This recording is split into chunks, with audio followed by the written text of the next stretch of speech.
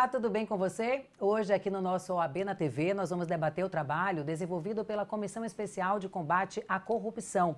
O tema tem até o seu dia. Dia 9 de dezembro foi o Dia Internacional contra a Corrupção, criado pela Organização das Nações Unidas lá em 2003, após o Brasil e outros 101 países assinarem a Convenção da ONU contra a corrupção. E olha só, se pararmos aí para entender por que determinados países se desenvolvem e outros não, a questão da corrupção é determinante. Estamos falando aí da prestação de contas, da falta de zelo com o dinheiro público, da fiscalização e também da aplicação de recursos e, principalmente, a questão da transparência. Quem está aqui com a gente hoje é o doutor Valdir Santos, ele que é presidente da comissão que trata dessas questões da corrupção lá na OAB. Doutor Valdir, tudo bem? Seja muito bem-vindo. Muito obrigado. Que bom receber o senhor aqui no nosso programa para tratar de um tema que é tão comum, tão constante aqui no nosso país. Queria que o senhor falasse um pouquinho sobre como é que estão os números da corrupção no Brasil. Eu sempre digo que esses números estão subdimensionados, porque a gente ouve muito falar, por exemplo, que a corrupção desvia 200 bilhões por ano da administração pública brasileira. Eu não acho que isso seja verdade, porque a maior parte dos casos de corrupção não chega ao conhecimento das autoridades. A gente pode citar 3 ou 4 hipóteses muito frequentes, muito comuns, que não estão nessa contabilidade. Portanto, é muito difícil a gente saber exatamente quanto tem sido desviado, mas com certeza é muito mais do que se diz. A gente fala da corrupção e aí a gente lembra logo de grandes casos, mas fala um pouquinho do contexto. O que é exatamente a corrupção, lá na ponta e nas grandes dimensões? A gente tem casos aí que são bastante conhecidos, chegam ao conhecimento da população, e esses casos são importantíssimos para que as pessoas se interessem pelo assunto. Mas é importante que as pessoas compreendam que a maior parte do dinheiro desviado, aliás, isso está num estudo feito pela CGU, Controladoria Geral da União, é desviada não nos grandes casos, né? Nós temos casos aí de desvios de mais de 20 bilhões apenas em um contrato, né? E eu estou falando da construção de uma hidroelétrica de Belo Monte, de um superfaturamento nessa dimensão, mas a maior parte do dinheiro desviado está nos recursos que são encaminhados aos municípios.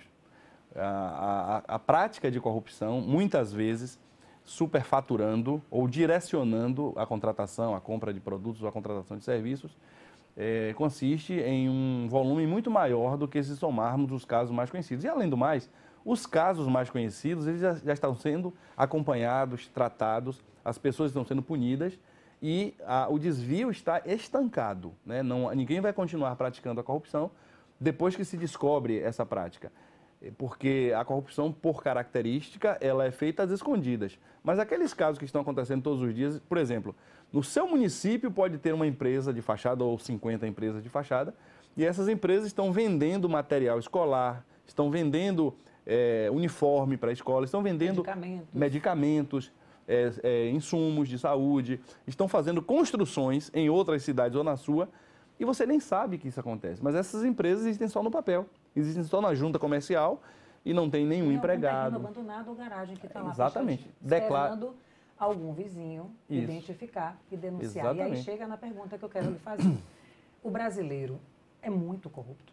Não, eu não acho que o brasileiro seja muito corrupto. Aliás, nesses rankings de percepção da corrupção, eu me lembro de um caso específico que me foi trazido por um amigo que fez um doutorado na Espanha. Ele disse o seguinte, que a percepção da corrupção no nosso país, ela é alta, isso é um índice já conhecido, mas uma coisa muito curiosa que foi analisada numa pesquisa chamou a atenção. O brasileiro, ele acha muito mais reprovável a corrupção do que as pessoas de outros países que estão melhor situadas no ranking da corrupção. Então, para a gente, apesar de haver muito mais corrupção no Brasil do que em outros países, em alguns países, para a gente é muito mais grave, ou seja, a gente condena muito mais o corrupto do que as pessoas nos outros países. Mas vem cá. Nós não temos o hábito de fiscalizar.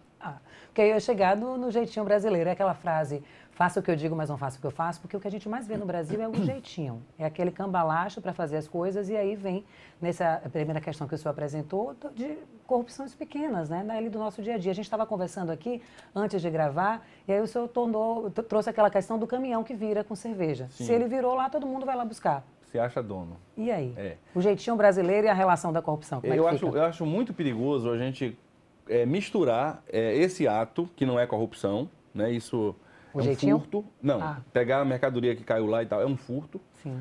Eu acho muito grave a gente misturar isso com a corrupção, porque senão a gente acaba igualando as pessoas e fazendo com que aquele que fez aquilo, ou aquele que às vezes até praticou um ato menos grave, como por exemplo, um ato menos grave do que você desviar dinheiro é você invadir sinal, né? Mas para invadir sinal tem uma consequência que se chama multa de trânsito. E as pessoas dizem que quem invade sinal não pode combater a corrupção. Claro que pode e deve, aliás. O corrupto também pode e deve, e muitas vezes tem interesse em combater a corrupção do opositor dele. Então a gente não pode reforçar essa ideia de que a pessoa que fura a fila, ela é igual a quem está desviando 5 milhões de crianças que vão passar fome ou morrer. Né? São coisas bem diferentes. E outra coisa que a gente precisa compreender é o seguinte, se alguém estaciona na vaga do idoso, essa pessoa tem um nível de consciência, de convivência social, que não é compatível com o nível de quem se interessa por combater a corrupção, de quem se indigna contra a corrupção. Então, não há por que a gente trazer uma coisa para próxima da outra. Eu acho que a grande questão é a gente incentivar o cidadão, qualquer que seja o cidadão, qualquer que seja a sua motivação, a fiscalizar e a denunciar, preferencialmente denunciar de maneira anônima, que é possível e muita gente não sabe. O próprio Ministério Público tem canais para receber denúncias anônimas. Você não precisa provar, mas na hora que você leva uma informação, por exemplo, se você tem notícia, viu no Diário Oficial do seu município, que determinado material foi adquirido, ou que determinada obra está sendo construída, e você vai lá e não vê obra alguma, você vai lá e comunica isso ao Ministério Público, que vai lhe dar uma resposta. Eu me recordo quando eu era procurador do Estado, em Sergipe, passou por minhas mãos um processo de licitação que tratava de uma obra que já estava nos retoques finais, que era a construção de uma escola. E eu passei na frente desse terreno e não tinha um tijolo no chão, não tinha uma pedra, um buraco sequer. Era um terreno livre. E estava lá na documentação que o imóvel já tinha sido erguido e que precisava comprar mais algumas coisas. Eu me lembro também de uma matéria... E a comprovação disso, a fiscalização dos órgãos que deveriam fiscalizar? As pessoas, independente das pessoas, né? As pessoas fazem fotografia de outros lugares e apresentam. As pessoas pegam notas fiscais que são verdadeiras formalmente, o dinheiro é pago, o dinheiro é transferido e nada é feito. É muito comum isso. Tem casos assim que são inacreditáveis de simulação. Eu me lembro de um caso com uma reportagem de uma rede nacional, falava de uma escola no sertão da Bahia que funcionava debaixo de um pé de jaqueira, de um pé de jaca. E as crianças sentavam no tronco, quando tinha chuva não podiam estudar, a professora corrigia os deveres da criança ali naquele lugar, mas perante a Secretaria de Educação, perante o Ministério da Educação, existia um prédio, uma escola. Tanto que a prefeitura havia feito reforma e pintura nessa escola. Aí o repórter foi... Da árvore, do tronco. O repórter foi e falou para o secretário, mas como é que essa escola funciona debaixo de uma jaqueira, não tem prédio, e você tem nota fiscal de tinta, mão de obra, compra de pincéis e tal e tal?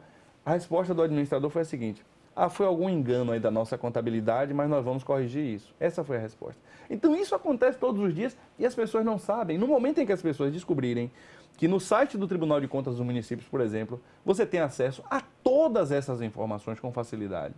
No momento em que as pessoas descobrem que existem organizações e grupos também que não são, digamos assim, formalmente constituídos como pessoa jurídica, mas são grupos organizados que ajudam o cidadão a combater a corrupção, que orientam o cidadão, que dão suporte técnico, esse cidadão, se juntando com essas iniciativas, ele é capaz de fazer com que a corrupção caia e caia muito no seu município, o que vai lhe interessar muito diretamente.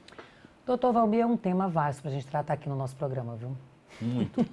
A gente vai para o intervalo, porque já deu o horário desse primeiro bloco, mas na volta eu queria saber especificamente quais são os tipos de corrupção que a gente tem, quais são os mais comuns. A gente já começou com um alerta, que a população precisa cada vez mais pesquisar, fiscalizar e denunciar. Mas denunciar o quê? Quais são os tipos que estão ali mais perto da gente e que às vezes a gente não percebe? Você que está em casa, continue acompanhando. O OAB na TV volta já já no próximo bloco, tratando mais sobre a corrupção aqui no nosso país.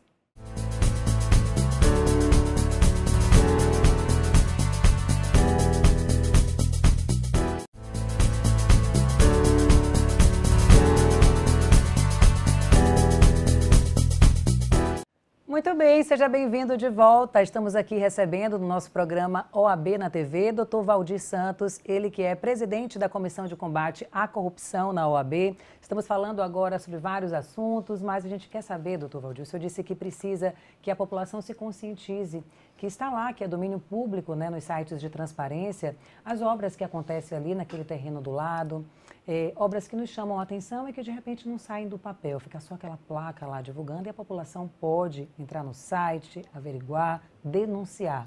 Mas quais são assim, os principais tipos de corrupção que a gente tem? Olha, depende muito, varia de região para região, de cidade para cidade. As administrações, até aquelas mais sérias, elas são assediadas muitas vezes por empresas que já trazem um pacote pronto para a prática da corrupção. Trazem nomes de empresas que vão simular uma disputa, trazem valores acima do que efetivamente aquele bem custa e com isso ocorre o superfaturamento. Isso é um dos exemplos mais frequentes. É você comprar um produto ou contratar um serviço por um preço muito maior do que o verdadeiro. Também, quando às vezes não ocorre o superfaturamento, ocorre o direcionamento. Você compra o produto ou contrata o serviço pelo valor correto, mas você direciona para aquela empresa da sua preferência. Outra forma de combater a corrupção que o cidadão pode controlar é o momento da entrega do produto. O município compra 50 sacos de feijão, por exemplo, para alimentação escolar. E na hora de entregar, entrega 20, mas assina que recebeu 500. Outra forma, obras inacabadas. Obras que você vê lá pela metade, você vê lá aquela obra não está servindo a população. É muito comum, por exemplo, creche ficar pela metade. No entanto, perante os órgãos de controle, aquela obra foi concluída e, pasme, começa o município a receber dinheiro para manutenção de algo que nem saiu do papel. Que nem saiu do papel. As crianças não estão utilizando, não existe ninguém naquela creche, mas os ministérios da saúde, da educação, dependendo do caso, mandam recursos achando, e aí não é proposital, achando que está tudo bem e que está sendo, que está funcionando aquele equipamento público. Então, uma vez descoberto, né, essas questões, o que acontece com o gestor? Olha, quando isso é descoberto no âmbito de uma tomada de contas, por exemplo, do Tribunal de Contas do Estado, do Tribunal de Contas da União, do Tribunal de Contas dos Municípios, ao final, o próprio Tribunal de Contas aplica uma punição à autoridade responsável, na autoridade gestora, e que normalmente é uma multa, e encaminha essa condenação, esse documento, que é um acórdão, para o Ministério Público agir na parte criminal e encaminha para os órgãos, seja do Estado ou da União, os órgãos de representação processual, para que cobre o dinheiro que foi desviado e cobre a multa também, através de um processo na área civil. Essa cobrança é feita pela via judicial. Ou seja, bem burocrático. O senhor acha que esse excesso de burocracia no Brasil facilita a corrupção?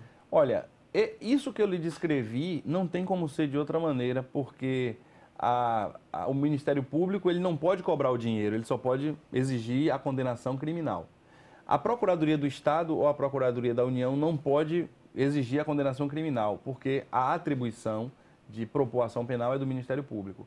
Então, se você misturasse essas atribuições em um órgão só, você traria um complicador muito maior. Aí seria muito menos produtivo. Então, a divisão dessa competência, ela é feita de uma forma, nesse caso, bem lógica. Claro que existem outras hipóteses em que a complexidade do sistema, a burocracia em si, ela é muito prejudicial. E eu digo que nesse caso não é, porque já tive a experiência de trabalhar um bom tempo com isso e especificamente nessa divisão de tarefas, não há outra forma, né? Você tem que ter especialização. Você não pode misturar quem vai cobrar o dinheiro com quem vai pedir que a pessoa seja condenada à prisão, por exemplo. Não tem como. Mas quais as principais causas, assim, na sua opinião, que facilitam e que fazem aumentar cada vez mais os números da corrupção? Né? Seja nessa esfera estadual, nas eleições e em tantas outras. A principal causa da corrupção é a certeza da impunidade. Na maioria das vezes, fora os casos que a gente acompanha aí pela imprensa, na grande maioria das vezes, o corrupto sequer é descoberto. Então, como ele vê isso acontecendo, ele vê os exemplos dos que o antecederam, ele vê os exemplos de administradores de outros municípios, de outros estados, de outros órgãos, ele percebe que é possível praticar a corrupção e, de maneira simples, ele acaba escapando. E quando ele é descoberto, muitas vezes você tem a certeza de que aquele fato aconteceu, quer dizer, a própria sociedade percebe isso, ela sofre as consequências, mas não se consegue provar, porque os criminosos que praticam a corrupção, eles são muito bem orientados, eles se preparam muito, eles se organizam muito. Existem empresas que vivem em função disso, de simular contratos, de forjar licitações, de vender produtos por preços muito acima dos preços verdadeiros. Então, eles já fazem tudo com muita cautela, com muito cuidado para evitar que sejam descobertos. E quando são descobertos, às vezes conseguem ainda escapar. Mas se houvesse uma incidência maior de descobertas, e isso só pode ser feito através da participação da sociedade, aí nós teríamos mais casos de condenação em um momento inicial, e em seguida nós teríamos, evidentemente, uma redução no número de casos. Porque na hora que o corrupto começa a perceber que não está dando muito certo, porque o colega dele foi preso, foi tirado do cargo, foi proibido de disputar a eleição, foi proibido de ocupar cargo, ele vai mudar a forma de agir ou ele vai começar a praticar o crime em outro lugar, talvez até fora da administração pública. Ele vai começar ou a viver de outra forma, ou a evitar esses casos que estão expondo ele a risco de ser responsabilizado. Eu sei que no início o senhor disse que a corrupção ela se dá em níveis menores, proporções, né, de desvio de dinheiro muito grandes. Mas eu estava pesquisando esses 10 maiores casos, né, de corrupção que aconteceram aqui no Brasil desde a década lá de 80, 90, e eu vi que os valores, assim, começa com 1 bilhão, 2, depois você vai para 40, você vai para prejuízos de 88 bilhões, e assim se torna assustador. Eu queria saber se, né, de forma geral, o pessoal que está em casa, que é leigo e que não tem noção desses números, o senhor acha que o trabalho, né, do Tribunal de Contas do Estado, do município, da Procuradoria melhorou, está mais efetivo? Ou a corrupção, essa coisa do medo de achar que nada vai acontecer, tomou dimensões maiores? Olha, a primeira coisa que as pessoas precisam saber é que os 10 maiores casos de corrupção que foram analisados em qualquer ranking são os 10 maiores casos descobertos. Sim. Nós podemos ter 200 outros maiores do que aqueles 10 e que ninguém nem soube que aconteceu, ninguém nem soube que o dinheiro, por exemplo, ninguém nem soube que que foram construídas só no papel escolas em 200 municípios, 300 municípios com tal estrutura e que pode gerar um prejuízo muito maior do que esses aí dos 10. Então, o primeiro ponto é esse. Já que a gente percebe nitidamente hoje uma divulgação maior dos casos de corrupção, isso é visível, isso é fácil, eu atribuo esse aumento a 2 fatores principais.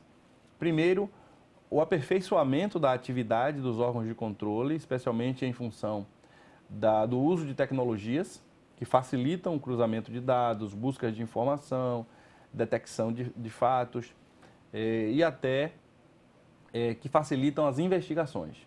E o outro fator é o aperfeiçoamento da legislação. A legislação brasileira, ela tem recentemente sido fortalecida e aperfeiçoada, não é de agora, e também não é por bondade dos legisladores, não é por consciência dos legisladores. É porque para que o Brasil ingresse nos grupos de países mais evoluídos e possa usufruir dos benefícios econômicos de integrar essas organizações, o Brasil precisa seguir determinadas orientações, como, por exemplo, foi o caso da Lei de Acesso à Informação. A lei da ficha limpa também é um outro caso, que não decorreu exatamente disso, mas que deu um grande salto, e não foi por bondade. A lei da ficha limpa, ela foi aprovada porque houve pressão popular, houve organização de alguns grupos que lutaram para constranger os deputados e senadores a aprovarem a lei. E no caso da Lei de Acesso à Informação, o Brasil precisava de uma lei como essa, que deu um salto evolutivo fantástico no nosso poder de fiscalização, para que ele pudesse se manter com credibilidade no mercado internacional. Então, esses 2 fatores eu acho que foram os que causaram esse aumento para a nossa percepção, quem está de fora, a população em geral, nos casos de corrupção. Uhum. A gente tem que ir para mais um intervalo, que o tempo está passando muito rápido, mas já me trouxe aqui na lembrança o que muitos empresários falam, né, do risco Brasil. Eu quero saber se o senhor acha que o risco Brasil é também fruto de corrupção. que aí atrapalha o nosso crescimento econômico, de que maneira a corrupção tem influenciado neste atraso do país. Tema para o nosso próximo bloco, porque agora que está em casa vai acompanhar o intervalo e já já a gente continua aqui recebendo com a gente hoje o presidente dessa comissão tão importante, que é a Comissão de Combate à Corrupção, que tomou posse agora há pouco tempo, mas já tem aí medidas efetivas já acontecendo a todo vapor. A gente volta já já.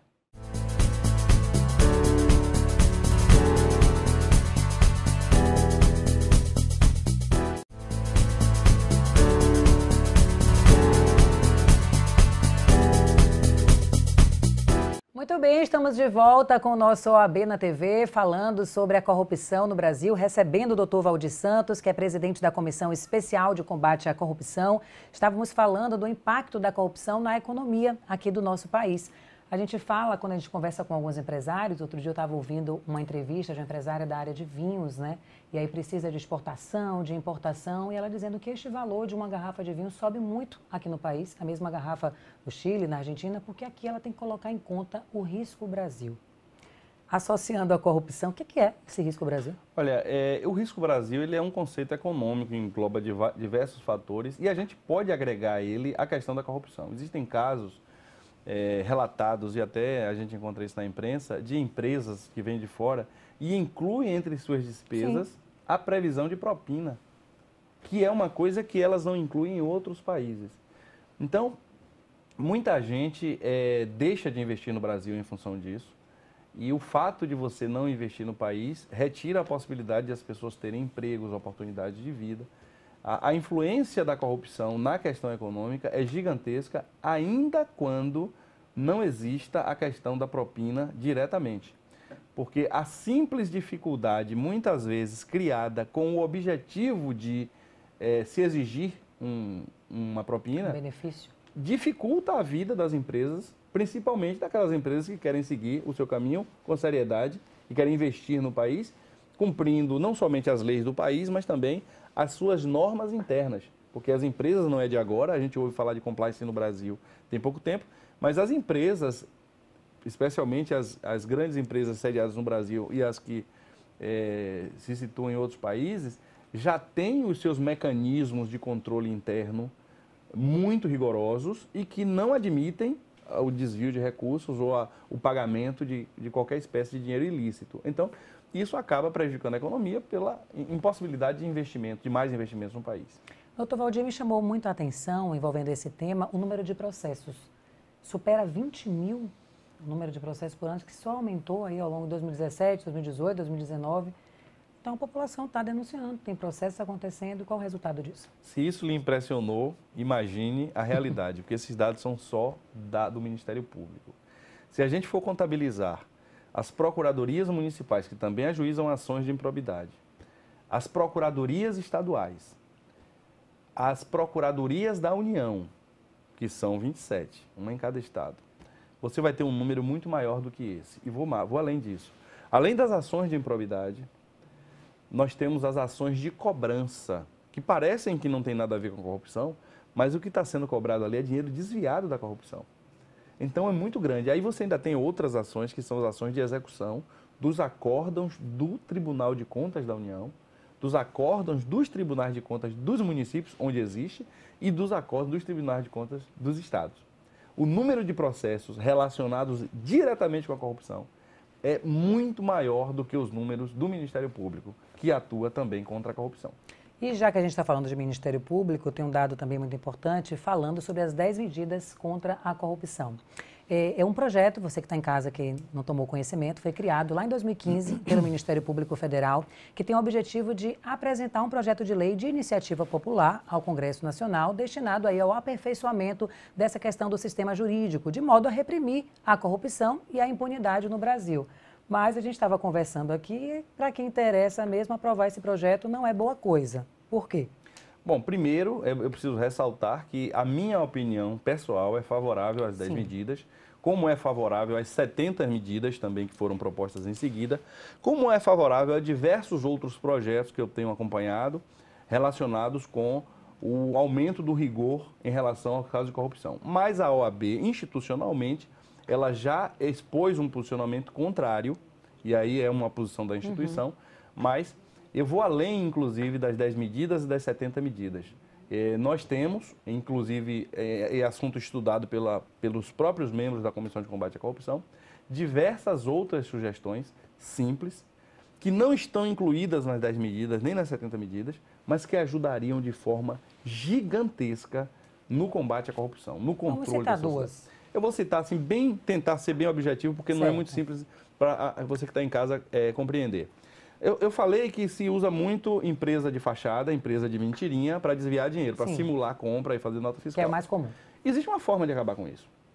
Inclusive, eu tive a felicidade de, depois de fazer um curso, escrever um artigo científico relacionado e acabei sugerindo a implementação dessa medida através de uma minuta de projeto de lei que encaminhei para a Frente Parlamentar de Combate à Corrupção, lá no Congresso Nacional.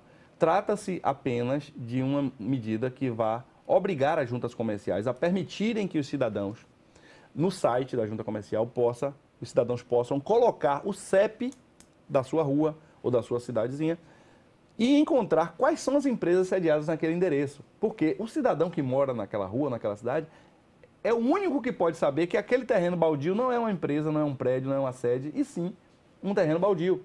Porque o órgão de controle, o Tribunal de Contas, o Ministério Público, quando ele vê a documentação, está registrado na junta comercial, está no endereço, na nota fiscal, tudo direitinho, ele pensa que está tudo certo. Mas quem mora lá pode, ao saber que ali não tem de fato um prédio, denunciar.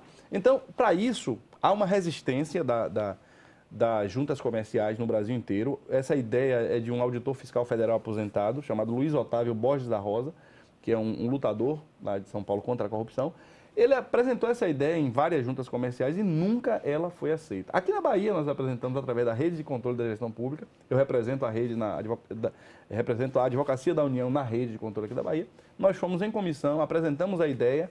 A Junta Comercial da Bahia sinalizou positivamente a ponto de publicar uma matéria dizendo que iria colaborar. E já se passaram 3 anos e isso não aconteceu. Até a presidência já mudou e nada é feito. Então, observe que, até por essa recusa que não é só da Bahia, isso é uma medida muito eficaz. E isso pode advir de um ato do presidente da Junta Comercial, um decreto do governador, uma lei estadual ou uma lei federal, que foi o formato que nós escolhemos e foi a minuta que nós fizemos de projeto de lei para que o Congresso Nacional, que pode legislar sobre esse assunto, imponha essa obrigação a toda a Junta Comercial. Muito simples. Abrir um campo de busca, porque hoje você pode pesquisar pelo nome da empresa, pelo CNPJ ou pelo NIRI.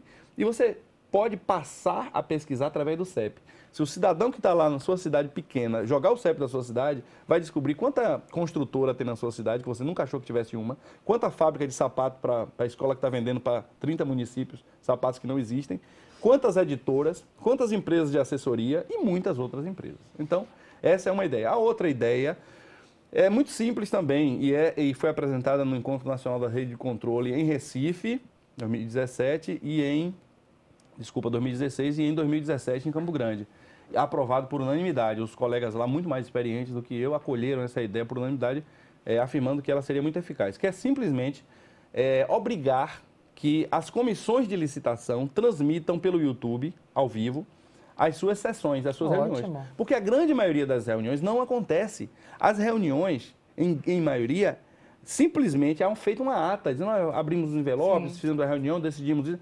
A pessoa assina aquilo em casa, assina no dia que chega lá, a reunião não acontece e o povo não tem um controle. E até o pregão eletrônico também. Também, a utilização do pregão eletrônico. Então, quando você obriga a transmitir, e olhe que isso não é uma ideia descartável, isso virou lei no estado do Paraná, muito depois de nós termos começado a fazer esse debate.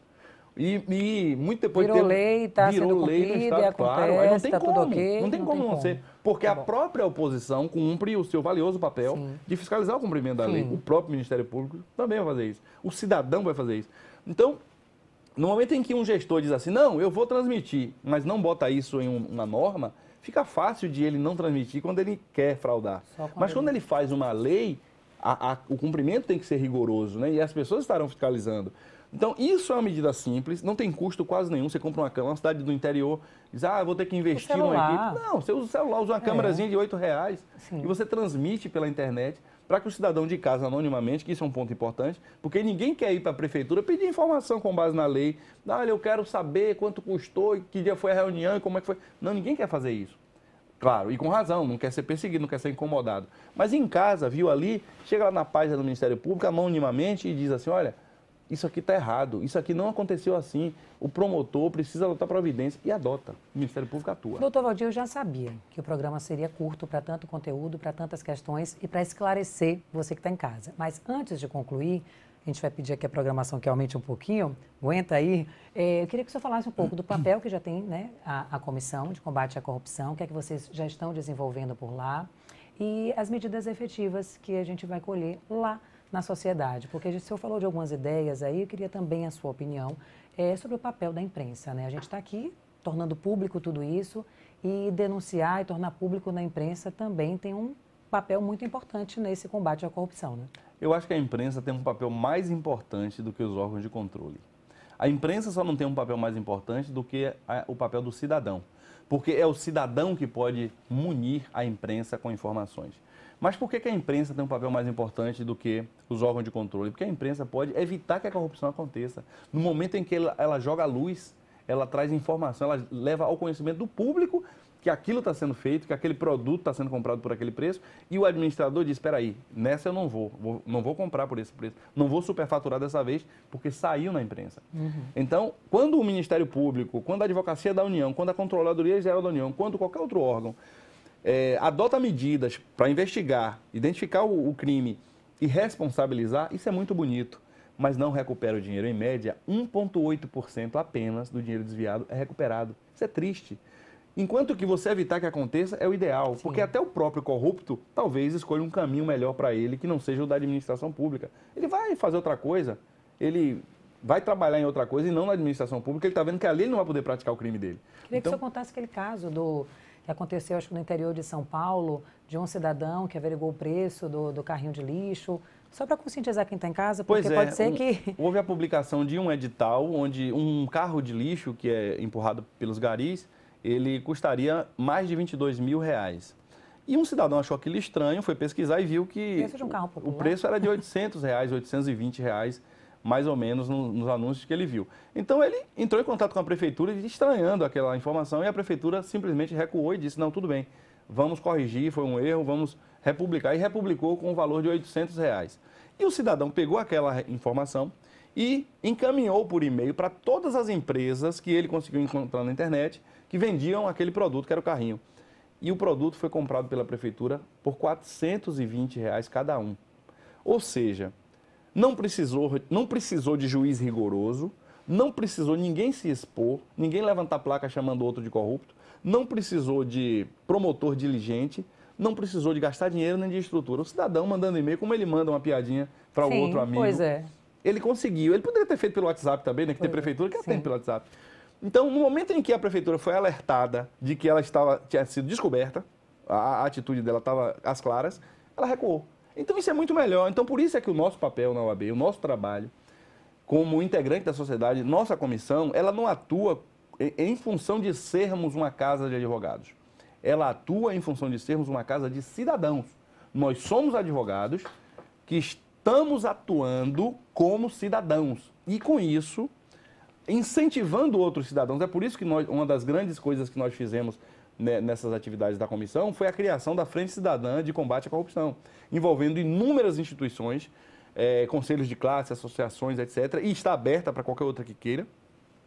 E essas instituições nos ajudam muito, ajudam a sociedade, divulgando entre seus associados e a população em geral, a fiscalizar, a adotar providências simples, que não requerem grandes conhecimentos, às vezes não requerem nenhum conhecimento além de ser alfabetizado, porque você saber que um carrinho de lixo não custa R$22 mil, não precisa você ser técnico, né? Então, esse eu acho que é um trabalho importante que a gente tem que fazer, continuar fazendo, qualificar o cidadão. Então, para isso, nós estamos fazendo uma reunião por mês, aberta ao público, na qual tratamos de assuntos em linguagem simples, que ajudam o cidadão a combater a corrupção, a fiscalizar, a denunciar, sem correr risco, sem precisar botar o nome, sem precisar botar o rosto na tela, a não ser que ele queira. Se ele quiser avisar para os amigos pelas redes sociais, é uma opção dele. Eu acho que até ele deve fazer isso, até para incentivar outros. Mas se ele acha que tem risco, não há necessidade de exposição.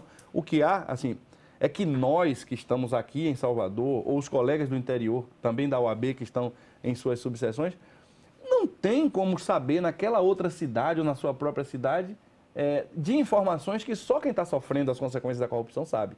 Né? Então, a gente toma conhecimento de alguns casos, mas é preciso que as pessoas tomem também. E encaminhar para a gente essa informação, quando precisar de orientação, nós estamos à disposição. Mas se já sabe que aquilo é caso de denúncia, encaminha direto para a autoridade, responsável, que vai dar providência. Se a autoridade se omitir, aí encaminha para a gente. Sim. Aí eu acho que a OAB tem um papel muito importante para fazer, exigindo da autoridade, cumpra seu dever, assim como a imprensa também tem esse grande papel. Muito bom. Doutor Valdir, foi uma alegria enorme me receber aqui. Prazer foi meu. Compartilhar aqui todo esse conhecimento com o nosso público. Muito obrigada pela sua presença aqui no nosso OAB na TV. Ok. Assim a gente finaliza o nosso programa de hoje, agradecendo a sua companhia, agradecendo a sua audiência e, é claro, fazendo o convite para você que está em casa. Você ligou a TV agora? Aí na nossa TV Alba, toda semana tem o OAB na TV, recebendo aqui integrantes das comissões da OAB Bahia, tratando de diversas questões. Já falamos sobre o mercado do gás, já falando sobre a nova lei LGBTfobia, hoje falando sobre o combate à corrupção, e você que está em casa é convidado a participar com a gente. Semana que vem tem mais. Muito obrigada pela companhia. Tchau, tchau.